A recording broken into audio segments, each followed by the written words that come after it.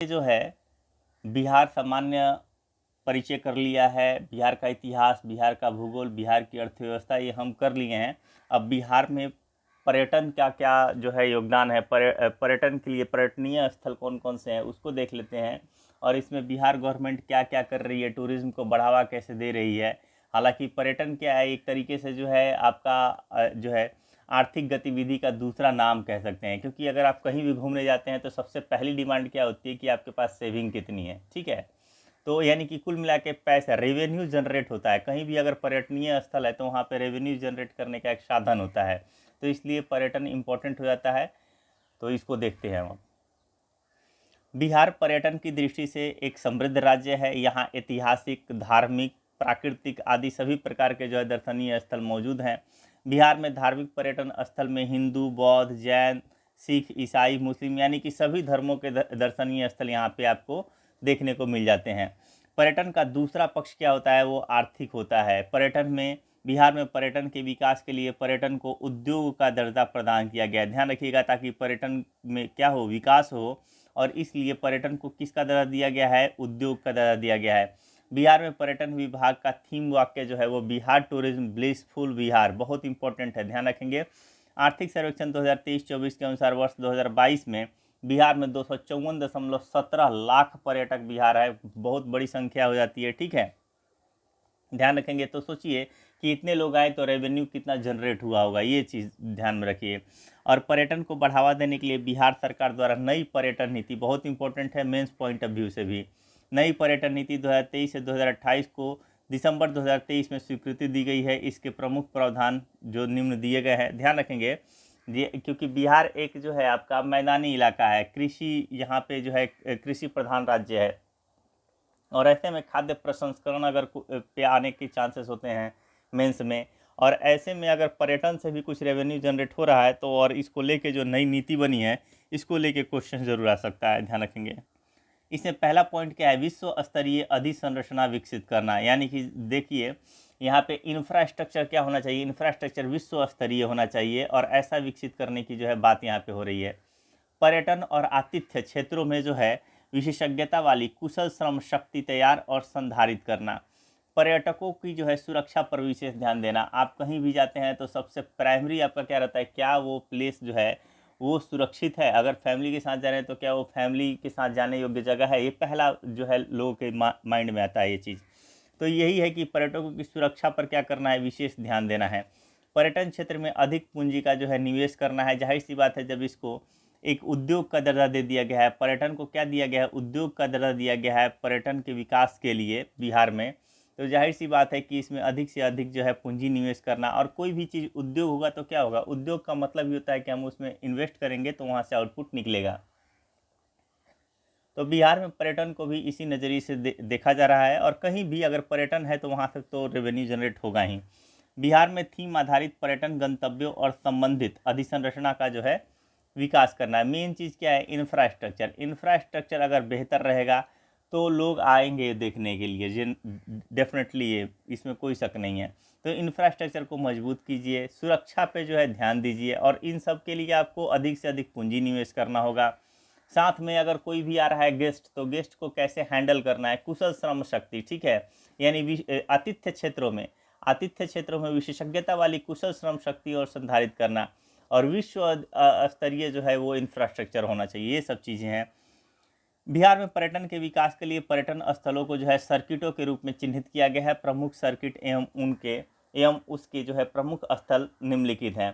हर एक सर्किट अगर जोड़ रहा है एक सर्किट दूसरे सर्किट से, तो हर एक सर्किट के पास कोई ना कोई जो है एक जो है प्रमुख स्थल है जहाँ पे लोग जो है घूमने के लिए, देखने के लिए जाना चाहेंगे। बौद्ध सर्किट की बात करते हैं। बौद्ध धर्म के सभी उच्च महत्व वाले पवित्र स्थलों को इसमें स्थान दिया गया है। जैसे जहाँ भगवान बुद्ध का जन्म हुआ, उन्हें ज्ञान की प्राप्ति जो हुई, और अपने उपदेश जो दिए, और उनके स्तूप आदि, इन सभी को जो यहाँ पे मेंशन किया गया है। जैसे महाबोधि मंदिर बौद्ध सर्किट में आ जाएगा, जो गया में है। सुजाता, सुजाता आपको ध्यान होना चाहिए, सुजाता वही नारी थी जो इनको जो है खीर दी थी। इन्होंने जो है आमरण अनशन किया था, और साथ में ये भी बोला था कि किसी भी चीज़ को इतना, यहीं से इनको शिक्षा, मध्यम मार्ग का यहीं से मिलता है कि किसी चीज़ को इतना कठोर तप ना करो कि जो है आपका समाधि में जो है या फिर मन ही ना लगे योग करने में, और इतना भी जो है भोग विलास न करो कि आपको जो है यानी कि जो आप योग करना चाहते हैं, जो लक्ष्य की प्राप्ति करना चाहते हैं, उस लक्ष्य पे जा ही न सकें। तो मध्यम मार्ग का वहीं से आया था कि आप जो है अनुसरण करते हुए, यानी कि पूरे जो है अन्न जल त्यागना नहीं है, ठीक है। और यही सुजाता ने जो है इनको खीर का कटोरा दिया था और इन्होंने ग्रहण किया था। तो यही सुजाता गढ़ स्तूप जो है ये भी गया में है। विश्व शांति स्तूप की बात करेंगे तो राजगीर नालंदा में है। और अशोक स्तंभ की बात करेंगे तो ये आपका वैशाली हो जाएगा। बुद्ध अवशेष स्तूप जो हो जाएगा ये आपका वैशाली हो जाएगा। केसरिया स्तूप जो है आपका पूर्वी चंपारण हो जाएगा। तो ये बौद्ध सर्किट में ये सारे जो है महत्वपूर्ण स्थानों को इसमें जोड़ा गया है। जैन सर्किट में क्या है तो बिहार 12वें तीर्थकर वासुपूज्य और 24वें तीर्थकर, ध्यान रखेंगे 12वें तीर्थकर वासुपूज्य और 24वें तीर्थकर महावीर स्वामी का पवित्र जन्म स्थान है। बिहार में जैन धर्म से जुड़े कई धार्मिक पर्यटन स्थल मौजूद हैं, जैसे जल मंदिर जो पावापुरी में है, ठीक है। जैन मंदिर कुंडलवन नालंदा में है। यहाँ पे जैन मंदिर लछुआर जमुई में है। और जैन मंदिर जो है कुंडग्राम वैशाली में है, ठीक है। तो इन सब चीज़ों को जो है ध्यान रखेंगे। आगे देखेंगे रामायण सर्किट में तो हिंदू धर्म और सनातन धर्म के विकास में बिहार का उल्लेखनीय योगदान रहा है। बिहार की पवित्र भूमि भगवान राम और माता सीता से संबंधित रही है। बिहार में हिंदू धर्म से संबंधित कई मंदिर एवं दर्शनीय स्थल हैं। तो रामायण सर्किट में क्या हो जाएगा, सीता कुंड जो सीतामढ़ी में है, अहिल्या स्थान दरभंगा में आ जाएगा, सिंहेश्वर स्थान सहरसा में, रामशिला जो हो जाएगा गया में, वाल्मीकि नगर जो है आपका पश्चिमी चंपारण में, और प्रेतशिला जो हो जाएगा आपका गया में। तो कभी कभी पूछ देता है, ऐसे भी आ जाएगा। ये सब स्थान का ऐसे नहीं आएगा कि रामायण सर्किट में एक आएगा प्रेतशिला कहाँ है, ठीक है, रामशिला कहाँ है, सिंहेश्वर स्थान कहाँ है, इस तरीके का स्थान अगर पूछ देगा तो ये थोड़ा ज़्यादा टफ हो जाता है। ऐसे ही आप इस सब को भी जो है याद कर लीजिएगा। जल मंदिर जो है पावापुरी में है। जैन मंदिर आपका 3 जो है कुंडलपुर में है, लछुआर में है, कुंडग्राम में है। सेम आप ये भी देख लेंगे जो बौद्ध सर्किट से संबंधित हैं। तो ये ऐसे क्वेश्चन आते हैं। प्रेतशिला कई बार आया भी है, प्रेतशिला कहाँ है, गया में है।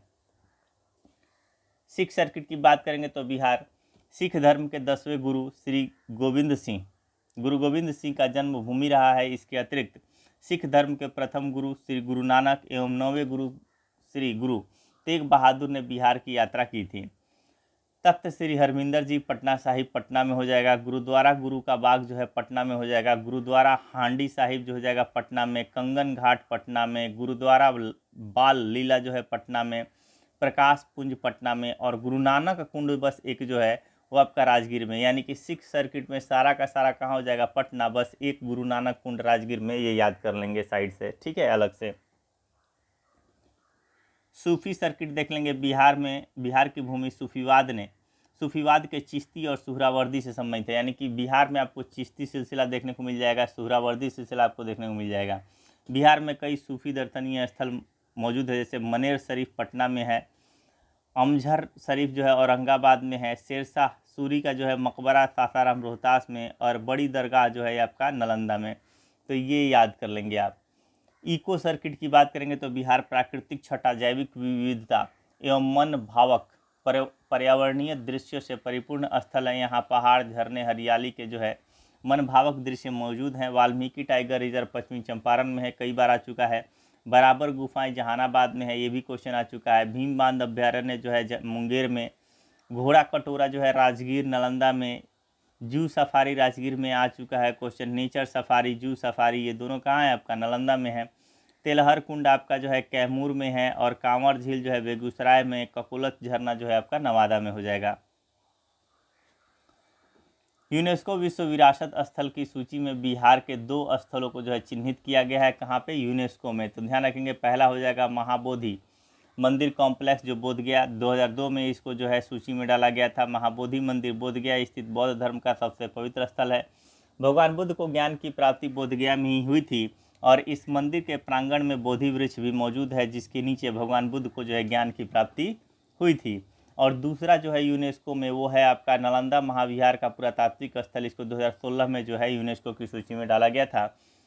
नालंदा महाविहार का निर्माण जो है प्राचीन गुप्त काल में शिक्षा केंद्र के रूप में हुआ था। यहाँ बौद्ध धर्म का सबसे बड़ा शिक्षा केंद्र था तथा यह विश्व का सबसे बड़ा जो है विश्वविद्यालय है। बख्तियार खिलजी द्वारा, ध्यान रखेंगे, बख्तियार खिलजी द्वारा नालंदा विश्वविद्यालय को ध्वस्त किया गया था। वर्ष 2010 में संसद द्वारा पारित नालंदा विश्वविद्यालय अधिनियम के द्वारा राजगीर में नालंदा विश्वविद्यालय की पुनर्स्थापना का कार्य किया गया है, जहां 2014 से शैक्षणिक सत्र जो है ये प्रारंभ हो गया है।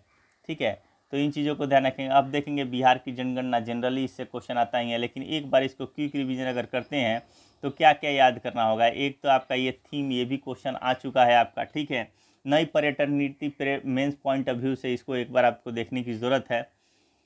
और बौद्ध सर्किट में कौन सा स्थान कहाँ पे है, इन जगहों को याद करने की ज़रूरत है। वैसे ही जैन सर्किट में जगहों का कौन सा स्थान और ये जो है कहाँ पे ये जो है आपका स्थित है, इन जगहों का जो है याद करने की ज़रूरत है। जिला याद रखिएगा। सिख सर्किट का वैसे ही आपको याद करने की ज़रूरत है, सूफी सर्किट का भी। आगे देखते हैं अब बिहार की जनगणना। बिहार की पहली जनगणना जो है भारत की पहली जनगणना जो है 1872 ईस्वी में लॉर्ड मेयो के समय में हुई थी। भारत में नियमित जनगणना की शुरुआत जो है 1881 ईस्वी में लॉर्ड रिपन के समय में हुई थी। नियमित जनगणना 1881 में, और पहली जनगणना 1872 में लॉर्ड मेयो। कई बार ये आपका क्वेश्चन आ चुका है। 1936 ईस्वी में उड़ीसा से बिहार के अलग होने के बाद 1941 ईस्वी में बिहार की जनगणना पृथक रूप से हुई थी। यानी पहली बार एक अलग बिहार की जनगणना कब हुई थी? इस समय बिहार और झारखंड दोनों का सम्मिलित रूप से हुआ था, वो आपका 1941 ईस्वी में हुआ था। 2011 की जनगणना देश की जो है 15वीं जनगणना थी और इसके आयुक्त थे सी चंद्रमौली। और 2011 की जनगणना का आदर्श वाक्य था, हमारी जनगणना हमारा भविष्य। 2011 की जनगणना के अनुसार बिहार की कुल जनसंख्या जो है वो आपका 10,40,99,452 है, जो भारत की कुल जनसंख्या का 8.6% है। जनसंख्या की दृष्टि से बिहार का स्थान उत्तर प्रदेश एवं महाराष्ट्र के बाद कौन सा स्थान आ जाता है? तीसरा स्थान आ जाता है बिहार का। सबसे ज़्यादा जनसंख्या किसके पास है? उत्तर प्रदेश में है, फिर महाराष्ट्र में, और उसके बाद से जो है बिहार का स्थान आता है। कुल जनसंख्या आप देखेंगे 10.41 करोड़ हो जाएगा। और भारत का देखेंगे तो देखिए भारत और बिहार दोनों का दे दिया है, तो ज़रा ध्यान रखेंगे। भारत का 121 करोड़ और कुल जनसंख्या में पुरुषों का प्रतिशत 52.14%, जबकि यहाँ पे भारत में देखेंगे तो 51.54%। ठीक है, कुल जनसंख्या में महिलाओं का प्रतिशत 47.86%, और अगर भारत में देखेंगे तो 48.46%। ग्रामीण जनसंख्या 9.23 करोड़ हो जाएगा, और यहाँ पे जो हो जाएगा यानी कि 10 में से 9.23, और यहाँ पे 121 में से 83.37 करोड़ जो है ये आपका ग्रामीण जनसंख्या हो जाएगा। ग्रामीण जनसंख्या कुल जनसंख्या का 88.7% है, यानी कि 10.41 का 88.7% का 9.23 हो जाएगा। ठीक है, और वैसे ही ये कितना हो जाएगा भारत में? 68.8%। शहरी जनसंख्या यहाँ पे बिहार में सिर्फ और सिर्फ 1.18 है, जबकि भारत में 37.71 करोड़ है। शहरी जनसंख्या देखेंगे यहाँ पे, शहरी जनसंख्या कुल जनसंख्या का 11.3, यानी कि 11.3 और 88.7 हो गया ना 100%। वैसे ही यहाँ पे जो है आपका 31.2% जो है ये शहरी जनसंख्या है। शहरीकरण का जो है दशकीय वृद्धि दर 0.8% है, जबकि भारत में 3.4% है। 2001 के से लेके 11 के दौरान जो है दशकीय वृद्धि दर जो है वो बिहार का 25.42 रहा है। ठीक है, 25.42% रहा है, जबकि भारत का जो है ये 17.7% रहा है। लिंगानुपात 918 और लिंगानुपात 943 ये आता है, ध्यान रखेंगे इसको। बाल लिंगानुपात की बात करेंगे तो 935 है, और अगर इंडिया में देखेंगे तो 919। घनत्व की बात करेंगे तो बिहार का सर्वाधिक है, वो है 1106 प्रति किलोमीटर स्क्वायर, और जबकि इंडिया का 382 प्रति किलोमीटर स्क्वायर। 0 से 14 आयु समूह के जो है जनसंख्या प्रतिशत 40.2% है, जबकि भारत में 30.9। 15 से जो है 59 आयु समूह के जो है जनसंख्या प्रतिशत 53.5% है, जबकि भारत में 60.7%। 60 वर्ष और उससे अधिक आयु की जनसंख्या बिहार में मात्र 6.3% है, जबकि इंडिया में 8.4%। साक्षरता दर जो है वो 61.8% है, 61.8%, जबकि वो ये है आपका 61.8 बिहार में, जबकि भारत में जो है 74.04। यानी शिक्षा के क्षेत्र में भी बहुत काम करने की जरूरत है बिहार को। पुरुष साक्षरता दर जो है ये 71.2% है, जबकि इंडिया में 82.14, और महिला जो है ये 51.5, जबकि भारत में 65.2 42%। तो कम से कम ये अगर अलग अलग याद करना है तो 71.2 और 51.5 ये याद रखेंगे। साक्षरता दर में जो है वृद्धि की बात करेंगे तो ये हो जाएगा 17.9% की वृद्धि हुई, यानी वृद्धि अच्छी खासी हुई है 2001 से 11 के बीच में, और जबकि इंडिया में 10.9% हुई है। ग्रामीण साक्षरता दर 59.8% और 67.8%। शहरी साक्षरता दर की बात करेंगे तो बिहार में 76.9%, जबकि इंडिया में 84.1%। अनुसूचित जाति का प्रतिशत देखेंगे यानी कि एससी का बात करते हैं तो 15.72%, जबकि इंडिया में 16.6%। और अनुसूचित जनजाति की बात करेंगे तो 1.3% और बिहार में 1.3%, जबकि इंडिया में 8.6%।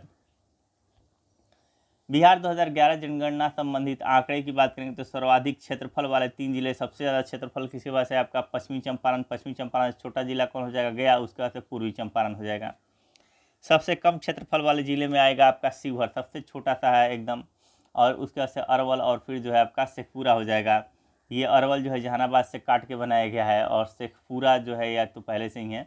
तो शिवहर, अरवल और शेखपुरा। सर्वाधिक जनसंख्या वाले 3 जिले की बात करेंगे तो पटना हो जाएगा सर्वाधिक जनसंख्या, उसका से पूर्वी चंपारण, फिर मुजफ्फरपुर।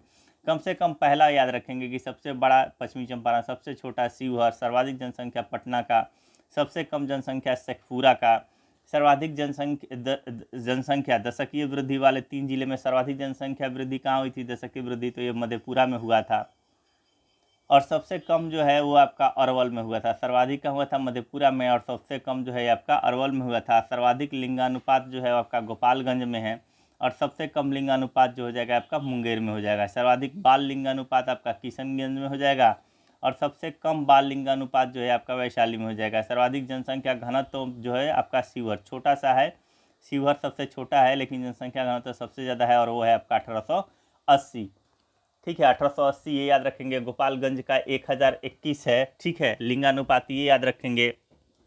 डाटा भी मधेपुरा का 31.1% है, तो ये डिजिट भी याद रखेंगे, 31.1%। आगे देखते हैं, यहाँ पे दूसरा तीसरा नहीं आता है। ठीक है, और कोई मॉक में ज़बरदस्ती डाल दे तो अलग बात है, मॉक में तो कुछ भी डाल देते हैं सब।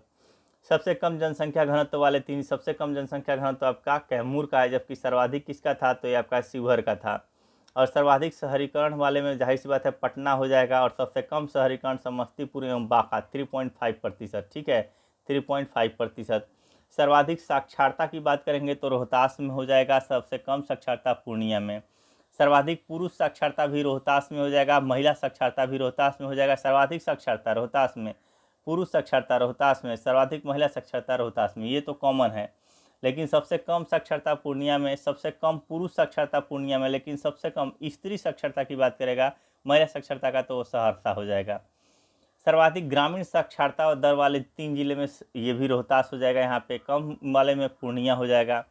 सर्वाधिक शहरी साक्षरता वाले में हो जाएगा, शहरी साक्षरता आपका कैमूर का सबसे ज़्यादा है शहरी साक्षरता, और सबसे कम जो है शहरी साक्षरता शिवहर का है। जनसंख्या भी घनत्व देख रहे हैं, सबसे ज़्यादा जनसंख्या घनत्व कहाँ है? शिवहर में है। सर्वाधिक एससी प्रतिशत वाले 3 जिले में, तो सबसे ज़्यादा एससी कहाँ है? तो सबसे ज़्यादा जो है एससी प्रतिशत वाले। ठीक है, एससी प्रतिशत, जनसंख्या की बात नहीं किया है। सर्वाधिक अनुसूचित जाति प्रतिशत वाले में सबसे ज़्यादा जो है आपका गया हो जाएगा, गया के बाद नवादा, नवादा के बाद औरंगाबाद। न्यूनतम अनुसूचित जाति वाले जो है 3 जिले की बात करेंगे तो किशनगंज में अनुसूचित जाति नहीं है, ध्यान रखेंगे। अनुसूचित जाति की जनसंख्या जो है यहाँ पे सबसे कम है। और सर्वाधिक अनुसूचित जनजाति की बात करेगा तो ये आपका पश्चिमी चंपारण पहाड़ों के पास यहाँ पे सबसे ज़्यादा हो जाएगा, उसका से कटिहार और फिर जमुई। और न्यूनतम अनुसूचित जाति जो हो जाएगा आपका खगड़िया में हो जाएगा। ठीक है, न्यूनतम जो है अनुसूचित जाति कहाँ हो जाएगा? खगड़िया में। आगे देखते हैं बिहार की राज्य व्यवस्था। ठीक है, ज़्यादा बड़ा बड़ा चैप्टर नहीं है, छोटे छोटे हैं, और ये सारे चीज़ें, ये सारे जो हैं पॉइंट वही दिए हुए हैं जो सब के सब एग्ज़ाम में आए हुए हैं। ऐसा कोई पॉइंट ही नहीं है जो यहाँ से पहला पॉइंट से लेकर दूसरा तीसरा, सारे पॉइंट्स जो है यहाँ पे एग्ज़ाम्स में आ चुके हैं। ये भी अलग अलग तरीके से जो है यहाँ पे पूछा जा चुका है। ठीक है, ये दूसरा तीसरा बहुत कम आता है, किसी किसी केस में आता है जो मैंने यहाँ पे किया हुआ है, सर्वाधिक क्षेत्रफल वाले, सबसे कम क्षेत्रफल वाले। ठीक है, बाकी जनरली यहाँ से आता नहीं है। ठीक है, ये एससी वाले याद रख लेंगे, गया, गया के बाद नवादा, नवादा के बाद औरंगाबाद। ठीक, आगे देखते हैं बिहार की राज्य व्यवस्था। पृथक बिहार प्रांत के गठन की घोषणा 12 दिसंबर 1911 में की गई थी। इतिहास में भी हम लोगों ने इस चीज़ को पढ़ा है कि घोषणा कब की गई थी, 12 दिसंबर 1911 को। और तत्पश्चात 1912 में जो है पृथक बिहार राज्य का गठन हुआ। पृथक बिहार राज्य के प्रथम विधानसभा चुनाव 1937 में हुआ और विधानसभा के लिए 152 सीट तथा विधान परिषद के लिए 30 सीटों की व्यवस्था की गई थी। विधानसभा के लिए 152 और विधान परिषद के लिए 30। ध्यान रखेंगे, राज्य में 152 में से 17 निर्वाचन क्षेत्र सामान्य नागरिकों के लिए और 15 जो है अनुसूचित जातियों के लिए, 7 जो है अनुसूचित जनजातियों के लिए, 39 मुस्लिमों के लिए, 4 महिलाओं के लिए, 2 आंग्ल भारतीयों के लिए, 2 यूरोपीय समुदाय और 13 विशिष्ट क्षेत्र यानी व्यवसाय, उद्योग, भूस्वामी, शिक्षक आदि के लिए जो है 13 जो है सुरक्षित था। चुनाव में 98 सीटों पर कांग्रेस ने जीत दर्ज की और 20 सीटों पर मुस्लिम लीग ने जो है जीत दर्ज की थी और कांग्रेस को सरकार बनाने का निमंत्रण मिला। श्री कृष्ण सिंह ने कांग्रेस पार्टी के आदेश पर पद ग्रहण करने से पूर्व सरकार को राजनीतिक स्वायत्तता का आश्वासन मांगा कि भैया हमारी राजनीतिक स्वायत्तता होनी चाहिए, ये नहीं कि इसके बाद भी जो है आप बीच में इंटरफेयर करें। ठीक है, आश्वासन इन्होंने जो है तत्कालिक ब्रिटिश गवर्नमेंट ने दिया नहीं, जिस वजह से श्री कृष्ण सिंह ने जो है मंत्रिमंडल गठन करने से इनकार कर दिया। और तत्कालीन गवर्नर ने इंडिपेंडेंट पार्टी के मोहम्मद यूनुस को मार्च 1937 ईस्वी में एक कार्यकारी सरकार बनाने का दायित्व सौंपा। इस प्रकार सरकार का गठन कर मोहम्मद यूनुस बिहार के पहले प्रधानमंत्री, उस समय बोला जाता था, पहले मुख्यमंत्री बने। लेकिन गवर्नर एवं कांग्रेस के मध्य सहमति होने पर 20 जुलाई 1937, ध्यान रखेंगे 20 जुलाई 1937 को श्री कृष्ण सिंह के नेतृत्व में बिहार में पहली बार कांग्रेस की सरकार बनी और डॉक्टर सच्चिदानंद सिन्हा विधानसभा के जो है प्रोटेम स्पीकर नियुक्त हुए। पूछ देता है, ध्यान रखेंगे सच्चिदानंद सिन्हा को क्या बनाया गया, विधानसभा का प्रोटेम स्पीकर बनाया गया। विधानसभा में 23 जुलाई 1937 ईस्वी को श्री राम दयालु सिंह अध्यक्ष तथा प्रोफेसर अब्दुल बारी जो है उपाध्यक्ष चुने गए। तो अध्यक्ष पहले कौन बने, श्री राम दयालु सिंह, और उपाध्यक्ष कौन बने, प्रोफेसर अब्दुल बारी। 1939 ईस्वी में द्वितीय विश्व युद्ध में कांग्रेस की सहमति के विरुद्ध भारत को शामिल करने के मुद्दे पर कांग्रेस मंत्रिमंडल ने त्यागपत्र देकर विधानसभा भंग कर दिया। 1939 से लेकर 1945 तक विधानसभा का गठन नहीं हुआ और 1935 ईस्वी के अधिनियम के आधार पर 1946 में पुनः चुनाव हुए। अप्रैल 1946 ईस्वी में श्री कृष्ण सिंह ने कांग्रेस का प्रतिनिधित्व करते हुए मुख्यमंत्री पद संभाला और इस विधानसभा द्वारा 37 सदस्यों को जो है संविधान सभा के लिए चुना गया। इस विधानसभा से जो विधानसभा ये 1946 वाले में से जो यानी बिहार से जो है 36 सदस्यों को जो है संविधान सभा के लिए चुना गया। इसमें सरोजिनी नायडू, डॉक्टर राजेंद्र प्रसाद, डॉक्टर सच्चिदानंद सिन्हा, जगजीवन राम आदि प्रमुख थे। स्वतंत्र भारत का पहला आम चुनाव 1952 ईस्वी में हुआ, जिसमें बिहार विधानसभा के 330 सीटों के लिए चुनाव हुए तथा एक सदस्य मनोनीत किया गया। स्वतंत्र बिहार के प्रथम मुख्यमंत्री श्री कृष्ण सिंह थे। तो स्वतंत्र बिहार के प्रथम मुख्यमंत्री कौन हो जाएंगे, श्री कृष्ण सिंह। और वैसे पूछेगा तो यहाँ पे हो जाएंगे आपके मोहम्मद यूनुस। ठीक है, कि जो है आपका औपनिवेशिक बिहार के जो है पहले प्रधानमंत्री या मुख्यमंत्री कौन बने थे, तो आपके मोहम्मद यूनुस। और स्वतंत्र बिहार के प्रथम मुख्यमंत्री कौन थे, तो श्री कृष्ण सिंह। राज्य पुनर्गठन आयोग 1956 की अनुशंसा के आधार पर बिहार विधानसभा की सीटों की संख्या 319 कर दी गई। ध्यान रखेंगे 330 पे चुनाव हुआ, एक सदस्य मनोनीत, यानी कि 331 टोटल। लेकिन जब पुनर्गठन किया गया तो कितना सीट कर दिया गया यहाँ पे जो है राज्य पुनर्गठन आयोग के द्वारा जो है अनुशंसा पर बिहार विधानसभा की सीटों की संख्या 319 कर दी गई और वर्ष 1977 में बिहार विधानसभा की सीटों की संख्या में वृद्धि की गई तथा कुल सीटों की संख्या जो है 325 हो गई। अब यानी कि आगे 1977 ईस्वी में इसको बढ़ा के 325 कर दिया गया। और 15 नवंबर 2000 ईस्वी को बिहार से झारखंड को पृथक किया गया। इसके पश्चात बिहार विधानसभा में सीटों की संख्या 243 शेष रह गई। संविधान सभा भारतीय संविधान के भाग 6 में अनुच्छेद 152 से लेकर, ध्यान रखेंगे भाग 6 अनुच्छेद 152 से लेकर 237 के अंतर्गत राज्य सरकारों एवं उनकी कार्यप्रणाली का विवरण किया गया है। बिहार राज्य की जो है शासन व्यवस्था हम देखेंगे, राज्य की विधायिका, कार्यपालिका और स्थानीय स्वशासन 3 भागों में बढ़ जाते हैं। यहाँ पे देखेंगे राज्य की विधायिका में राज्यपाल, विधानसभा और विधान परिषद तीनों रहते हैं। कार्यपालिका में राज्यपाल, मुख्यमंत्री एवं मंत्रिपरिषद और प्रशासनिक पदाधिकारी होते हैं। और स्थानीय स्वशासन में पंचायती राज और नगरीय प्रशासन, ये चीज़ हमें देखने को मिलता है। अब सभी को जो है 3 3 6 और 2 8 8 पॉइंट हम करेंगे और ये चैप्टर हो जाएगा ख़त्म। सबसे पहले देखेंगे राज्यपाल। राज्यपाल से क्वेश्चन मेंस में आता ही आता है, ध्यान रखेंगे। जनरली मतलब 50% तो चांस रहता ही है कि आएगा ही आएगा, 50-50 रहता है, आ भी सकता है नहीं भी आएगा। लेकिन हाँ, 2 एग्जाम में, एक में पक्का राज्यपाल जो है, 2 पेपर देखेंगे ना तो एक में पक्का राज्यपाल से क्वेश्चन दे देता है, ठीक है। लास्ट 2 ईयर्स का देखेंगे तो एक क्वेश्चन रहेगा। राज्य सरकार की संवैधानिक प्रमुख जो है वो राज्यपाल होता है। राज्य को विधायिका, कार्यपालिका एवं न्यायपालिका संबंधी अधिकार प्रदत्त किए गए हैं। इन अधिकारों का उल्लेख संविधान के भाग 6 में किया गया है। राज्यपाल की नियुक्ति राष्ट्रपति द्वारा की जाती है। राज्यपाल का कार्यकाल 5 वर्षों का होता है, किंतु वह राष्ट्रपति के प्रसाद पर्यंत जो है पद धारण करता है। और राज्यपाल नियुक्ति संबंधी शर्तें की बात करेंगे तो भारत का नागरिक होना चाहिए और 35 वर्ष की आयु पूरा कर चुका हो, ऐसा होना चाहिए। राज्यपाल की शक्तियाँ की बात करेंगे, कार्यपालिका संबंधी शक्तियां देखेंगे। सबसे पहले तो राज्यपाल मुख्यमंत्री, मंत्रियों, महाधिवक्ता, राज्य के लोक सेवा आयोग के अध्यक्ष व सदस्यों और अन्य अधिकारियों की नियुक्ति करता है, ध्यान रखेंगे। लेकिन राज्य के लोक सेवा आयोग के सदस्य एवं अध्यक्ष को जो है हटाने की शक्ति किसके पास है? ये आपको राष्ट्रपति के पास है, इस बात को ध्यान रखेंगे। नियुक्ति करने की शक्ति तो इसके पास है, लेकिन हटाने की शक्ति राष्ट्रपति के पास है, और इसलिए जो है यहाँ से क्वेश्चन आ जाता है।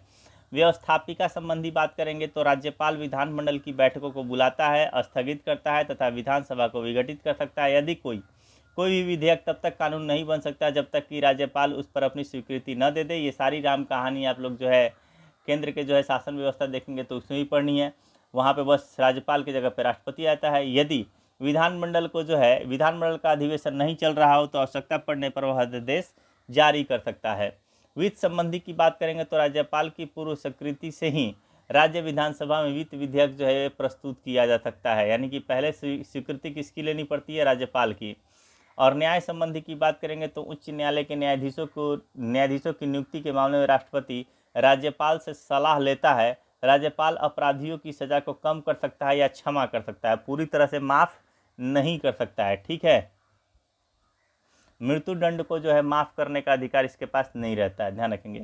बस न्याय संबंधी में एक ही चीज़ याद रखेंगे, मृत्यु दंड को ये माफ़ नहीं कर सकता। बाकी चीज़ें जो हैं, आप एक चीज़ और ध्यान रखेंगे कि ये जो है जब राष्ट्रपति उच्च न्यायालय के जो है न्यायाधीशों की नियुक्ति करते हैं तो उस मामले में जो है राज्यपाल से सलाह ली जाती है, ध्यान रखेंगे।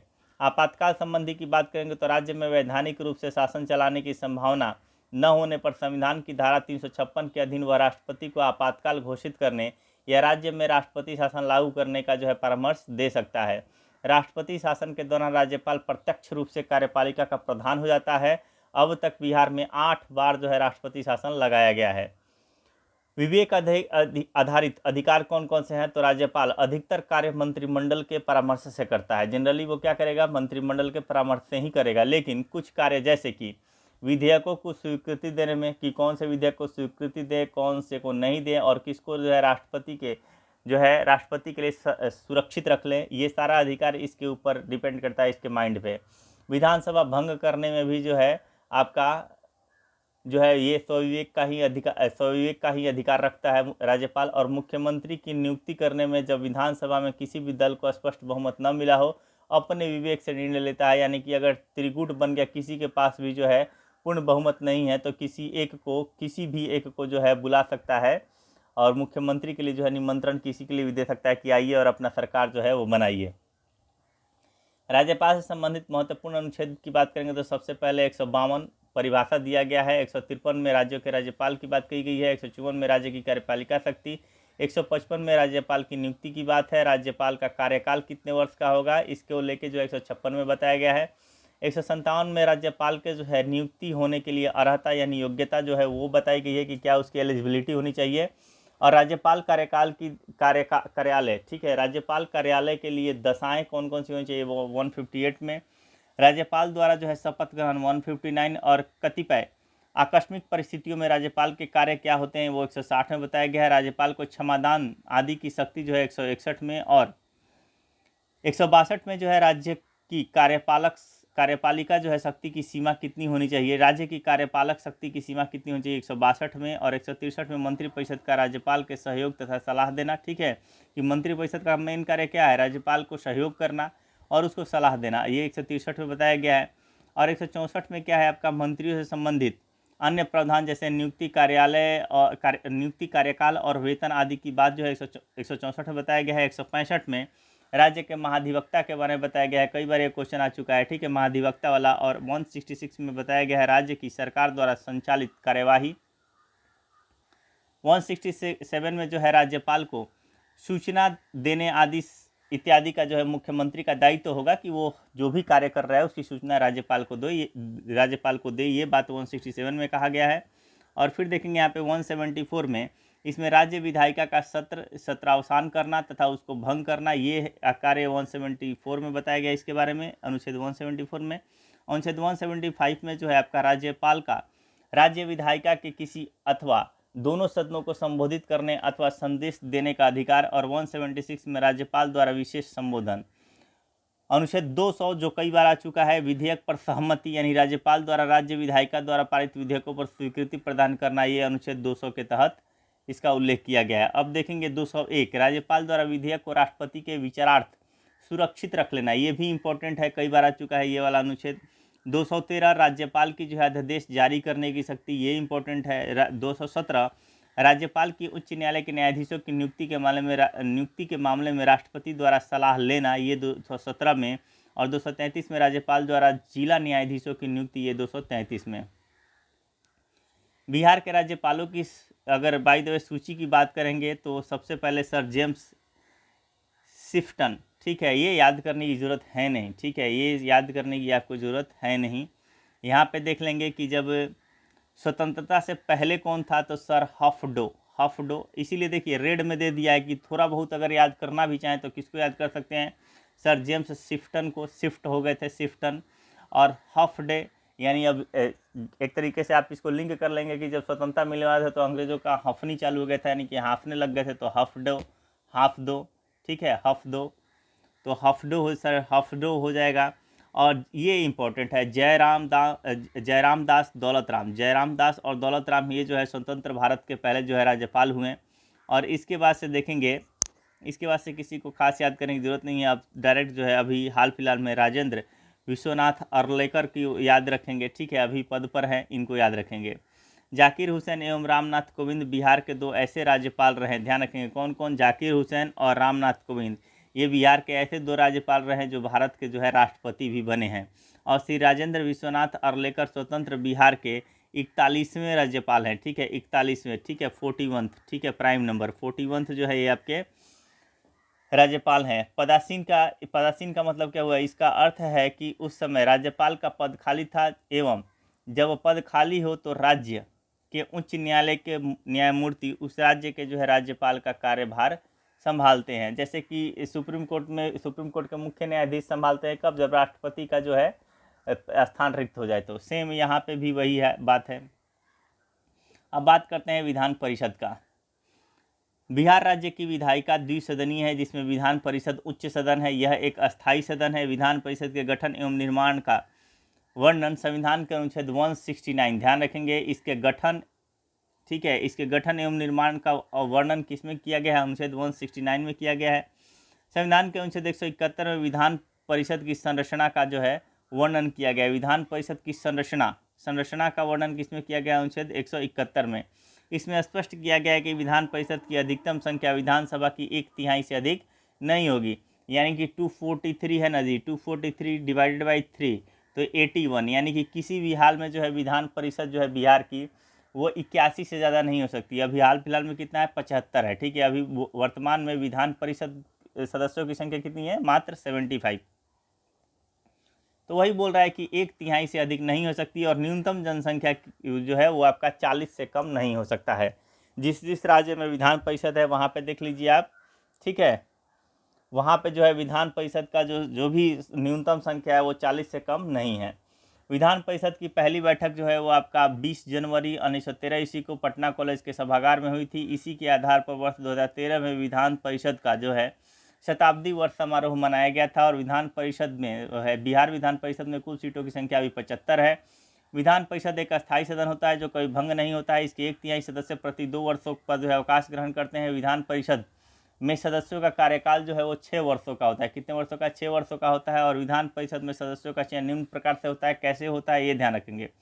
तो मेंस पॉइंट ऑफ व्यू से अगर कभी याद आता है या फिर ऑब्जेक्टिव पॉइंट ऑफ व्यू से भी ये क्वेश्चन आ सकता है।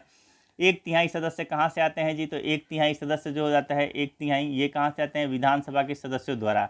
और 1/3 जो है आपका स्थानीय निकायों से, यानी कि जो है आपका जो है आपका पंचायती राज और नगर निगम जो है नगर पंचायत, इन दोनों से जो है आते हैं। ठीक है, तो स्थानीय निकायों से 1/3 और 1/6 जो हो जाते हैं ये राज्यपाल मनोनीत कर देते हैं, और 1/12 जो है वो शिक्षक जो 3 साल से ज़्यादा तक जो है आपका पढ़ाने का कार्य कर चुके हैं वो लोग जो है उनके द्वारा नियुक्त होते हैं 1/12। और 1/12 जो है ये आपके किसके द्वारा नियुक्त होते हैं? तो ये आपके स्नातक यानी कि जो ग्रेजुएट हैं उनके द्वारा जो है ये इलेक्ट होते हैं, चयनित होते हैं। तो 1/12 1/12 तो ये 2/12 हो जाएगा, यानी कि 1/6 हो गया, और 1/6 1/6 यानी कि 2/6 यानी 1/3 हो जाएगा। 1/3 1/3 1/3 यानी 3/3 पूरा जो हो जाएगा आपका कितना हो जाएगा? 1, यानी कि टोटल जो है आपका हो चुका। विधानसभा की बात करेंगे तो बिहार राज्य विधायिका की जो है निम्न सदन विधानसभा है, यह एक अस्थायी सदन है। विधानसभा का वर्णन अनुच्छेद 170 में किया गया है, ध्यान रखेंगे 170 में, जबकि विधान परिषद का किस में किया गया है? इसका वर्णन जो है आपका 169 में किया गया है, जबकि संरचना जो है इसके बाद 171 में किया गया है। और यहाँ पे राज्य विधानसभा में सीटों की संख्या अधिकतम कितनी होगी? 500, और न्यूनतम कितनी होगी? 60। और वहाँ पे जो है विधान परिषद में कितनी है अधिकतम? 1/3, विधानसभा की 1/3 ये अधिकतम है, और न्यूनतम कितनी है? 40। 7 फरवरी 1921 ईस्वी को मौजूदा विधानमंडल के सभागार में प्रांतीय विधान परिषद की पहली बैठक हुई थी, और इसी के आधार पर 2021 ईस्वी में विधानसभा का शताब्दी वर्ष जो है समारोह मनाया गया था। और बिहार विधानसभा की सीटों की संख्या 243 है, और बिहार विधानसभा सीटों में जो है 38 अनुसूचित जाति यानी कि एससी के लिए, और 2 सीट जो है ये एसटी के लिए क्या है? रिजर्व्ड है। यानी कि 243 में से 40 सीटें वो रिजर्व्ड है, जिसमें से 38 एससी के लिए और 2 जो है वो एसटी के लिए। इसके अतिरिक्त 1 सीट जो है आंग्ल भारतीय समुदाय के लिए आरक्षित है, जिससे आरक्षित थी, पहले थी ये, ठीक है, पहले थी, लेकिन अब क्या कर दिया गया है? 104वें संविधान संशोधन अधिनियम 2021 द्वारा इसको निरस्त कर दिया गया है। सेंट्रल में भी निरस्त कर दिया गया है, यानी केंद्र में भी, और यहाँ पे भी जो है आपको निरस्त कर दिया गया है। वहाँ पे जो है दो एंग्लो इंडियन को जो है चयनित करने का था, और राज्यों में जो है एक आंग्ल समुदाय के लिए जो है आरक्षित थी, और केंद्र में जो है 2 थी, तो ये सभी को जो है निरस्त कर दिया गया है।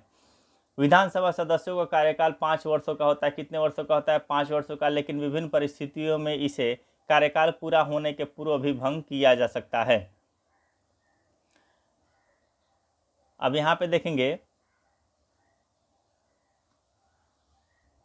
यहाँ पे दिया गया है कि 1913 में विधान परिषद में सदस्यों की संख्या कितनी थी, 37 में कितनी थी, 52 में कितनी थी, और फिर देखेंगे यहाँ पे 1958 में कितनी थी, 1958 में कितनी थी, और यहाँ पे 2000 में कितनी थी, ये हमने देख लिया।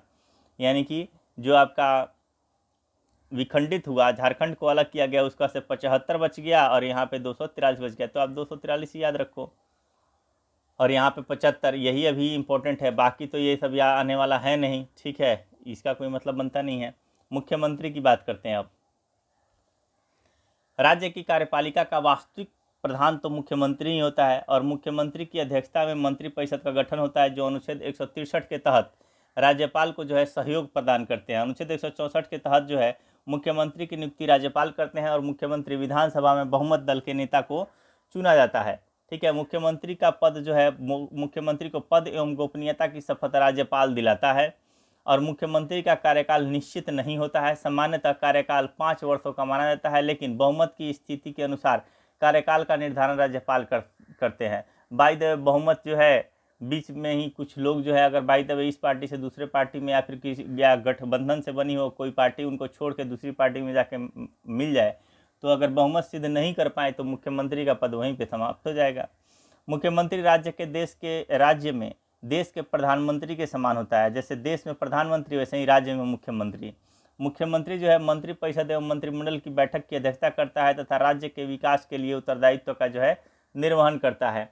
बिहार के मुख्यमंत्री की सूची याद रखेंगे तो सबसे पहले मोहम्मद यूनुस, ठीक है, जो सबसे पहले था। 1 अप्रैल 1937 से लेकर 19 जुलाई 1937 तक उसका श्री कृष्ण सिंह बन गए थे, और स्वतंत्र भारत के पहले जो है ये श्री कृष्ण सिंह ही रहेंगे, ठीक है। इसके बाद से आपको याद करना पड़ेगा, इसके बाद से आपको जो है कुछ याद करने की ज़रूरत नहीं है। ये कौन बार पहली बार बने थे भोला पासवान शास्त्री, दूसरी बार बनेंगे तो दूसरी बार, ऐसे दिखाएगा। और डेट याद करने की इन लोगों को ज़रूरत है नहीं, इन लोगों का जो है याद करने की ज़रूरत नहीं है, ठीक है। आप एक याद कर सकते हैं कर्पूरी ठाकुर का, क्योंकि कर्पूरी ठाकुर का जो है अभी हाल फिलहाल में डेथ हुआ है, तो उससे क्वेश्चन आ सकता है। प्रथम बार कब बने थे, तो 22 दिसंबर 1970 से लेकर 2 जून 1971 तक। 70 से 71, कुछ 6 महीने का लगभग अप्रॉक्स मान के चलिए, ठीक है। और यहाँ पे जो है दूसरी बार जो है कर्पूरी ठाकुर दूसरी बार बनेंगे, और ये 24 जून 1977 से लेके 21 अप्रैल 1979, ठीक। तो ये दोनों चीज़ जो है याद रखेंगे कर्पूरी ठाकुर से संबंधित। बाकी अब किसी को याद करने की ज़रूरत है नहीं। नीतीश कुमार एक बार जो है नीतीश 9 से नीतीश 9 से 9, ठीक है। नीतीश कुमार जो है 9वीं बार, ये अभी भी पद पर हैं। अब ये इम्पोर्टेंट है यहाँ पे कि ब्रिटिश शासन में बिहार के प्रथम मुख्यमंत्री कौन हो जाएंगे, मोहम्मद यूनुस 1937 में। स्वतंत्र बिहार के प्रथम मुख्यमंत्री श्री कृष्ण सिंह। बिहार के प्रथम हरिजन मुख्यमंत्री कौन थे, भोला पासवान शास्त्री। और जो है यहाँ पे बिहार के प्रथम निर्दलीय मुख्यमंत्री कौन हो जाएंगे, महामाया, ठीक है, महामाया प्रसाद सिन्हा। बिहार के प्रथम मुस्लिम मुख्यमंत्री जो हो जाएंगे ये आपके अब्दुल गफूर, ठीक है। और बिहार की प्रथम महिला मुख्यमंत्री श्रीमती राबड़ी देवी। और बिहार के सर्वाधिक कार्यकाल के वाले मुख्यमंत्री श्री नीतीश कुमार हो जाएंगे। स्थानीय स्वशासन की बात करते हैं, पंचायती राज व्यवस्था क्वेश्चन आता है। मेंस पॉइंट ऑफ व्यू से भी ये इंपॉर्टेंट है ये टॉपिक, ठीक है। मेंस पॉइंट ऑफ व्यू से पंचायती राज अगर कुछ क्वेश्चन आता है पॉलिटी में, ठीक है, और पॉलिटी में कोई क्वेश्चन आता है तो यहीं से आता है आपका। एक क्वेश्चन बनता है स्थानीय स्वशासन से, उसमें भी पंचायती राज व्यवस्था से, तो अच्छे से इसको करेंगे। स्वतंत्रता उपरांत 1947 ईस्वी में बिहार में पंचायती राज व्यवस्था के संबंध में अधिनियम बनाया गया। कब, 1947 ईस्वी में बिहार में पंचायती राज व्यवस्था से संबंधित अधिनियम बनाया गया। और 73वें संविधान संशोधन अधिनियम के बाद बिहार सरकार ने बिहार पंचायती राज अधिनियम 1992 को जो है लागू किया था। बलवंत राय मेहता समिति की सिफारिश के अनुसार त्रिस्तरीय व्यवस्था 2001 ईस्वी से जो है कार्यरत हुआ। तो त्रिस्तरीय व्यवस्था कब से कार्यरत हुआ, 2001 ईस्वी से। और किसने सिफारिश किया था त्रिस्तरीय, तो बलवंत राय मेहता समिति की रिपोर्ट के अनुसार। पंचायती राज व्यवस्था को और अधिक सशक्त बनाने के लिए बिहार पंचायती राज अधिनियम 2006 लागू किया गया था। तो पूछ देता है कि बिहार पंचायती राज अधिनियम कब लागू किया गया था, 2006 में। पंचायती राज अधिनियम 2006 का मुख्य प्रावधान ये भी पूछ देता है कि कौन कौन से थे। तो पंचायती राज जो है 3 स्तर पर हैं, ग्राम पंचायत, पंचायत समिति और जिला परिषद। महिलाओं के लिए सभी स्तरों पर, चाहे वो ग्राम पंचायत हो, पंचायत समिति हो, जिला परिषद हो, सभी पे जो है 50% आरक्षण होगा। पिछड़े वर्ग के सभी स्तरों पर पदों पर जो है अधिकतम 20% आरक्षण होगा। पिछड़े वर्ग को, यानी कि जाहिर सी बात है कि एक तरीके से कह सकते हैं कि बैकवर्ड क्लास, ठीक है, बैकवर्ड क्लास को सभी स्तरों पर, चाहे वो ग्राम पंचायत हो, पंचायत समिति हो, जिला परिषद हो, सभी स्तरों पर एवं पदों पर अधिकतम 20%, अधिकतम ध्यान रखिएगा, अधिकतम 20% आरक्षण होगा। अनुसूचित जाति तथा अनुसूचित जनजाति वर्ग को सभी स्तरों पर जो है जनसंख्या के अनुपात में आरक्षण प्राप्त होगा। अनुसूचित जाति, अनुसूचित जनजाति तथा पिछड़े वर्ग का सभी स्तरों एवं पदों पर जो है कुल आरक्षण 50% से अधिक नहीं होगा। पंचायती राज के निर्वाचित पद धारकों को लोक सेवक का दर्जा प्राप्त होगा। लोक सेवक का दर्जा। पंचायती राज का चुनाव राज्य निर्वाचन आयोग के अधीन होगा। तो जाहिर सी बात है कि पंचायती राज का चुनाव कौन कराता है, तो ये जो है राज्य निर्वाचन आयोग के द्वारा कराया जाता है। और बिहार पंचायती राज अधिनियम 2006 के अधीन ग्राम सभा, ग्राम पंचायत और पंचायत समिति एवं जिला परिषद की संरचना एवं विशेषताएं की बात करते हैं। ध्यान रखेंगे, ग्राम सभा, ग्राम पंचायत, पंचायत समिति एवं जिला परिषद की संरचना एवं विशेषता। तो यहाँ पे देखेंगे आर्थिक सर्वेक्षण 2022-23 के अनुसार पंचायती राज व्यवस्था की स्थिति की बात करेंगे तो जिला परिषद कितना है, 38 जिला परिषद, पंचायत समिति 533 और ग्राम पंचायत जो है 8058 है। कितना है, 8058।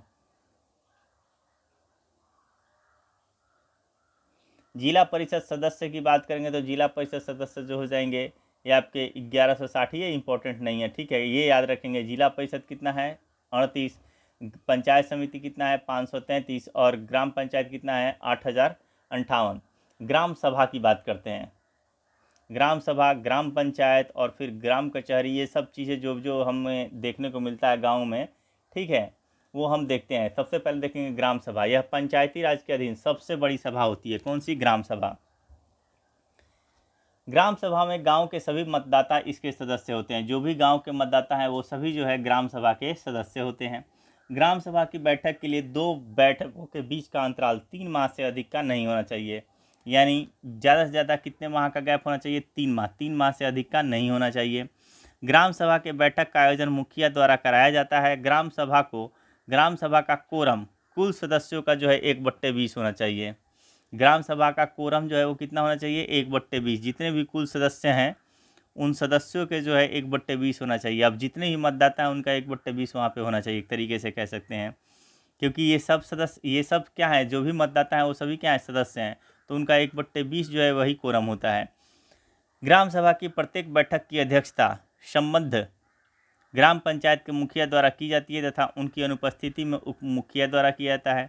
ग्राम सभा का मुख्य कृत्य या कार्य जो है विकासात्मक कार्यों में सहयोग करना, लाभुकों की पहचान करना, अंशदान देना, सौहार्द बढ़ाना और निगरानी समिति द्वारा कार्यों का जो है पर्यवेक्षण करना है। अब बात करते हैं ग्राम पंचायत का। ये हो गया आपका कौन सा? ये हो गया आपका ग्राम सभा हो गया, ठीक है। यानी कि गांव में कहाँ पे काम करने की ज़रूरत है, कहाँ पे विकास करने की ज़रूरत है, ठीक है, और कहाँ कहाँ जो है आपका सहयोग बटाने की ज़रूरत है, ये सब चीज़ें जो है यहाँ पे निर्णय लिया जाता है। ग्राम पंचायत की बात करते हैं तो निर्वाचित मुखिया या उप मुखिया एवं वार्ड सदस्यों को मिलाकर 7,000 की जनसंख्या पर एक ग्राम पंचायत का गठन होता है। यानी ग्राम पंचायत का गठन के लिए जनसंख्या कितनी होनी चाहिए? 7,000, ठीक है।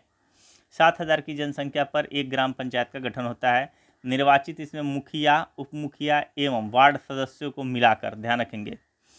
ग्राम पंचायतों का कार्यकाल जो है वो आपका 5 वर्ष का होता है। ग्राम पंचायत का चुनाव उसके विघटन के 6 माह के अंदर पूरा कर लिया जाएगा, ध्यान रखेंगे।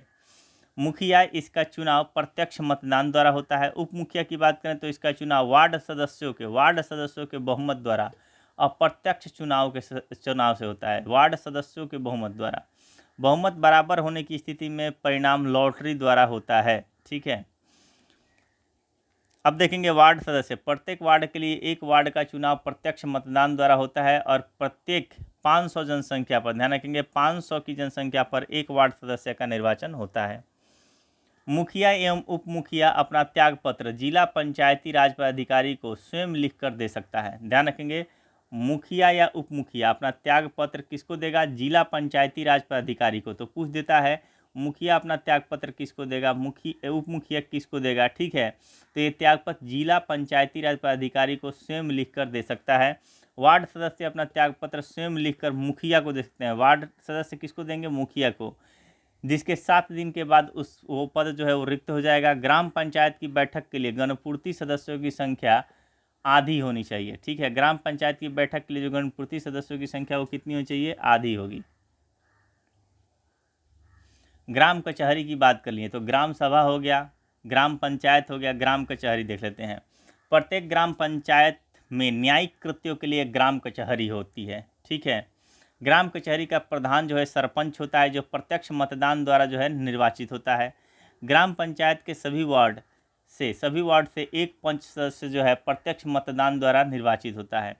निर्वाचित पंच सदस्य एवं सरपंच अपने में से एक उप सरपंच का चुनाव अप्रत्यक्ष मतदान द्वारा जो है करते हैं। प्रत्येक ग्राम कचहरी की सहायता के लिए एक सचिव एवं न्यायमित्र की जो है नियुक्ति की जाती है। सरपंच एवं उप सरपंच अपना त्यागपत्र जो है जिला पंचायती राज पदाधिकारी को स्वलिखित आवेदन देकर देते हैं। ग्राम कचहरी का कोई पंच अपना त्यागपत्र स्वलिखित आवेदन द्वारा सरपंच को देता है। अगर सरपंच या उप सरपंच है तो जिला पंचायती राज पदाधिकारी को देगा, और अगर कोई पंच है, सिर्फ पंच है, तो ये किसको देगा? ये सरपंच को देगा। पंचायत समिति की बात करते हैं तो प्रखंड स्तर पर पंचायत समिति होती है। किस स्तर पर? प्रखंड स्तर पर। और प्रत्येक 5,000 की जनसंख्या पर एक पंचायत समिति सदस्य का निर्वाचन होता है। पंचायत समिति सदस्यों का निर्वाचन प्रत्यक्ष मतदान द्वारा होता है। पंचायत समिति सदस्य निर्वाचन उपरांत अपने सदस्यों में से प्रमुख एवं उप प्रमुख का जो है चुनाव करते हैं। यानी जितने भी पंचायत समिति के सदस्य हैं ये क्या करते हैं, प्रमुख और उप प्रमुख का जो है चुनाव करते हैं।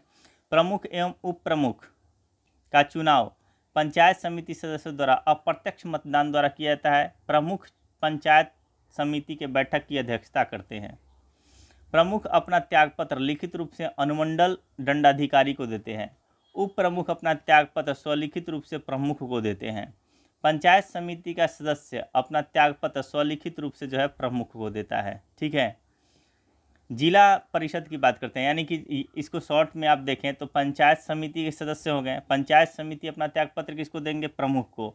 उस प्रमुख को जिसको बहुत सारे पंचायत समिति के सदस्यों ने, यानी कि पंचायत समिति सदस्यों ने जिनका चुनाव किया है, अप्रत्यक्ष मतदान से जो है प्रमुख और उप प्रमुख का चुनाव हो जाता है और ये लोग अपना जो है एक तरीके से त्यागपत्र प्रमुख को देते हैं और प्रमुख देगा किसको, अनुमंडल दंडाधिकारी को, और उप प्रमुख भी प्रमुख को देगा और पंचायत समिति का सदस्य भी जो है वो प्रमुख को देगा। बस एक प्रमुख ही है जो अनुमंडल दंडाधिकारी को देगा।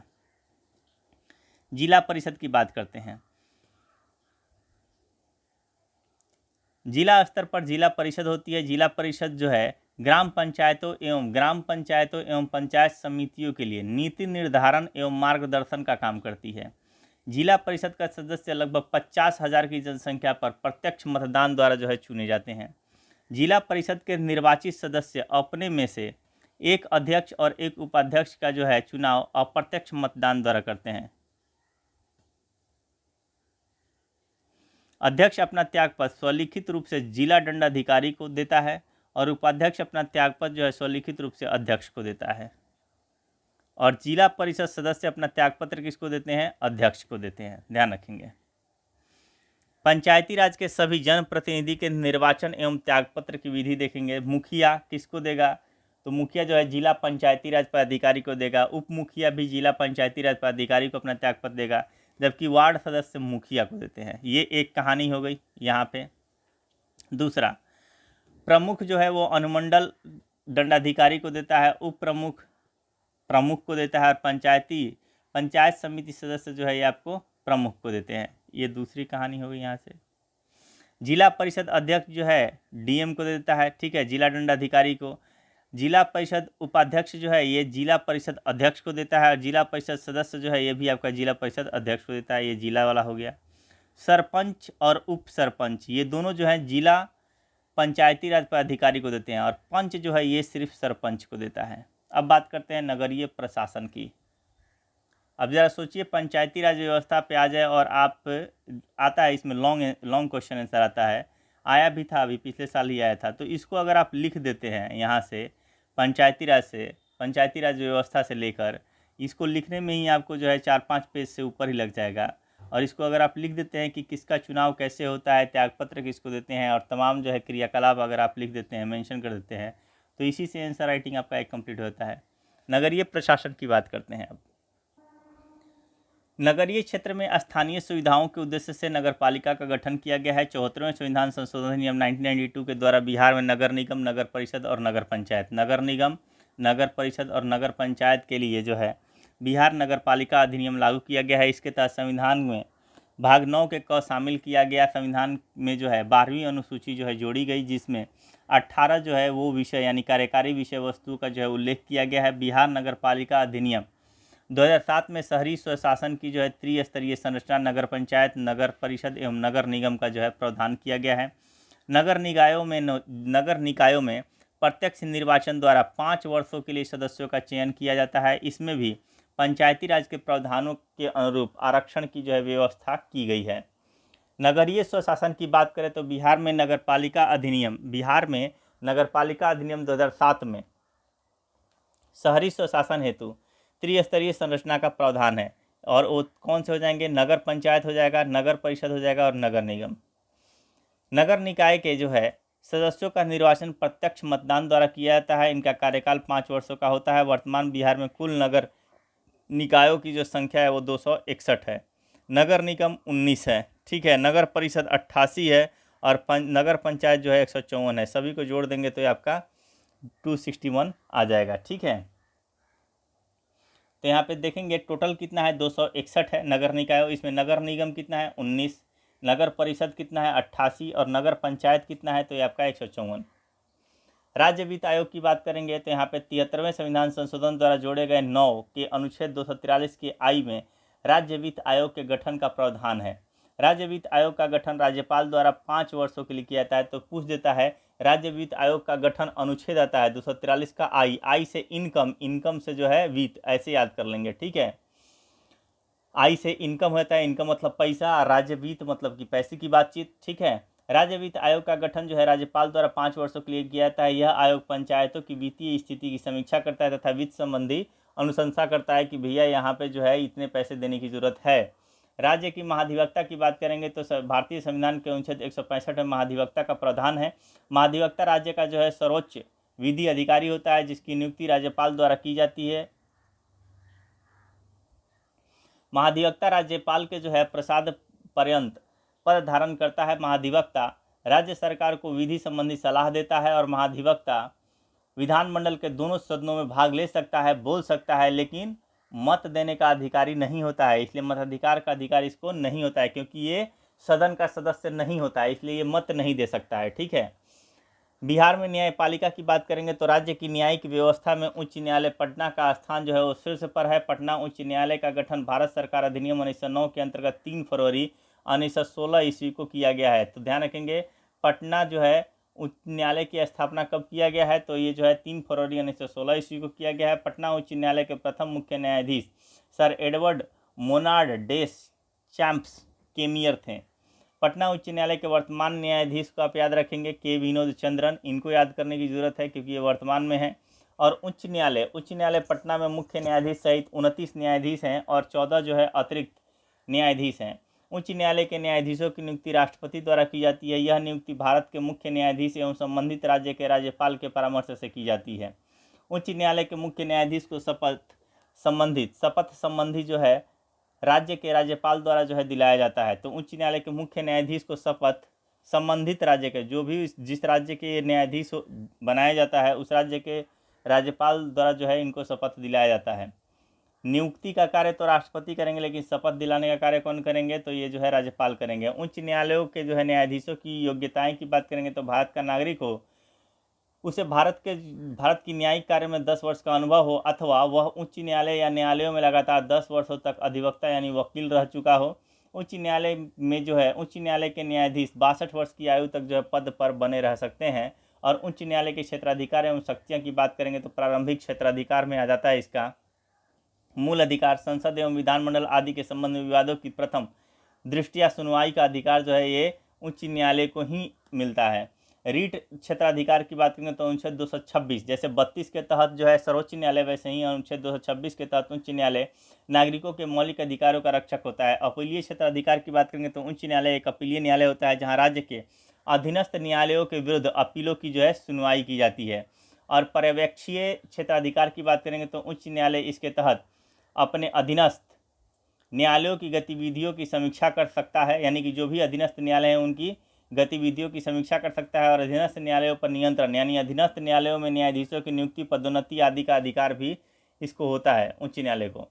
अभिलेख न्यायालय की बात करेंगे तो उच्च न्यायालय एक अभिलेख न्यायालय होता है। उच्च न्यायालय द्वारा दिए गए निर्णय अभिलेख एवं साक्ष्य के तौर पर रखा जाता है। उच्च न्यायालय को न्यायिक अवमानना के आधार पर जो है दंड देने का अधिकार होता है। न्यायिक पुनर्विलोकन की शक्ति की बात करेंगे तो यहाँ पे देखेंगे अनुच्छेद 13 एवं अनुच्छेद 226, अनुच्छेद 13 एवं अनुच्छेद 226 के तहत उच्च न्यायालय केंद्र सरकार एवं राज्य सरकार के अधिनियमों एवं कार्यकारी आदेशों की संवैधानिकता की जांच कर सकता है। बिहार के न्यायिक व्यवस्था में उच्च न्यायालय के बाद जिला एवं अनुमंडल स्तर पर अधीनस्थ न्यायालय है। जिला न्यायाधीशों की नियुक्ति राज्यपाल द्वारा उच्च न्यायालय के परामर्श से अनुच्छेद 233 के तहत की जाती है। ध्यान रखेंगे। आगे देखेंगे प्रशासनिक व्यवस्था। प्रशासनिक व्यवस्था को सुचारू रूप से चलाने के लिए राज्य को जो है प्रशासनिक रूप से विभाजित किया गया है। जैसे राज्य का प्रशासनिक उच्च अधिकारी कौन होता है, तो मुख्य सचिव होता है। प्रमंडल का आयुक्त यानी कि कमिश्नर होता है। जिला का जो है डीएम होता है और अनुमंडल का हो जाएगा आपका एसडीओ। प्रखंड या अंचल का होता है बीडीओ या फिर सीओ, जो कह लें, ठीक है। तो ये प्रशासनिक उच्च अधिकारी अगर पूछ देगा कि प्रखंड या अंचल के कौन है तो सीओ या फिर बीडीओ। अनुमंडल के आपके अनुमंडल पर अधिकारी यानी कि एसडीओ हो जाते हैं, ठीक है। और अगर जिला की बात करेंगे तो डीएम हो जाएगा, प्रमंडल की बात करेंगे तो कमिश्नर, और अगर राज्य की बात करेंगे तो मुख्य सचिव। प्रशासनिक दृष्टि से राज्य का प्रशासनिक प्रधान जो होता है प्रशासनिक स्तर से, प्रशासनिक दृष्टि से यह आपका मुख्य सचिव ही होता है। मुख्य सचिव सचिवालय का प्रधान होता है। मुख्य सचिव का समस्त विभागों पर नियंत्रण होता है। मुख्य सचिव मुख्यमंत्री का प्रधान सलाहकार होता है। मुख्य सचिव मंत्रिमंडल का भी सचिव होता है, वह मंत्रिमंडल की बैठकों का प्रबंधन भी करता है। ठीक है, अब देखेंगे लोकसभा चुनाव 2024 बिहार। ये ज़्यादा इंपॉर्टेंट है नहीं, एग्जाम्स पॉइंट ऑफ व्यू से इसको याद करने की कोई ज़रूरत नहीं है, आप लोग इसको एक बार देख लीजिए। ठीक है, सर्वाधिक सीटें जो है बीजेपी का 12 और जो है जेडीयू का भी 12, यही देख सकते हैं। बिहार विधानसभा की वर्तमान स्थिति जो आपका देखेंगे, ये 243 सीटों में इसमें जो है आरजेडी 79, ठीक है, और बीजेपी जो है आपका 78 और जेडीयू जो है आपका 45। यही जो है कम से कम जो है हाफ से ज़्यादा होना चाहिए। और इसीलिए जो है हमेशा बीजेपी, जनता दल वाले या तो नीतीश कुमार या तो आरजेडी से जाके जुड़ जाते हैं तो फिर सरकार बना लेते हैं, या फिर ये जो है बीजेपी से जुड़ जाते हैं तो भी सरकार बन जाती है। तो ये जो है आपके किंग मेकर है नीतीश कुमार, इसलिए हमेशा किंग बने रहते हैं। आगे देखते हैं यहाँ पे, अब हम लोग नेक्स्ट वीडियो में देखेंगे कला एवं संस्कृति। ठीक है, कला एवं संस्कृति भी ज़्यादा नहीं है। देखिए कला एवं संस्कृति आप मेंस पॉइंट ऑफ व्यू से देखेंगे, ऐसे इसको देखने की ज़रूरत है ही नहीं। ठीक है, नॉर्मली आप नहीं देखेंगे इसको, मेंस पॉइंट ऑफ व्यू से देखेंगे।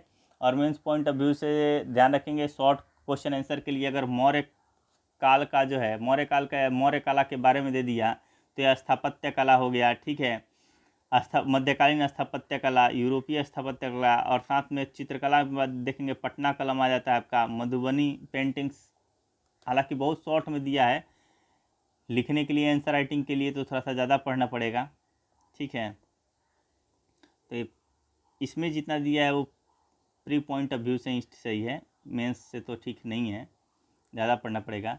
बिहार के प्रमुख व्यक्तित्व को भी दे दिया है अलग से, उसको भी देख लेंगे अगले वीडियो में, इन दोनों को देख लेंगे। ठीक है, और इसके बाद जो है बिहार विशेष विविध वन लाइनर जो आते हैं एग्ज़ाम्स में, वो यहाँ पे 2 पेज में ख़त्म कर दिया। उसके बाद से जो है ये अगला वीडियो यानी कि नेक्स्ट वीडियो में पीटी के जो है प्रश्नावली, यानी कि जो है जितने भी अभी तक क्वेश्चंस आ चुके हैं बीपीएससी में, वो सारा क्वेश्चन यहाँ पे आपको दिया हुआ है। आप देख सकते हैं कि पेज जो है 117, पेज 117 से स्टार्ट है और 117 से जो है आपका चलते चलते लंबा है।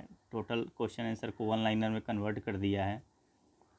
ठीक है, और ये जो है देखिए कितना पेज दिया हुआ है, सारा CDPO सब कुछ दिया हुआ है इसमें। तो ये जो है 117 से 136, ठीक है, तो लगभग जो है आपको अच्छा खासा है वन लाइनर। और उसके बाद से जो है ये आपका 69th बीपीएससी का यहाँ पे दिया हुआ है, तो इसको भी सिर्फ क्वेश्चन दिया है, कोई सोल्यूशन नहीं दिया है, सिर्फ क्वेश्चन। तो बस आप एक बार देख सकते हैं। तो देखते हैं आगे। Thank you.